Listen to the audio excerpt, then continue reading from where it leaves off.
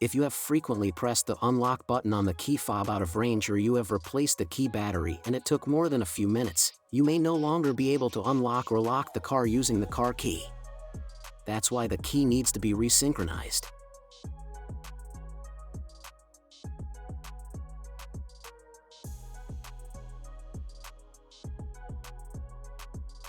One, press the unlock button on the key fob once.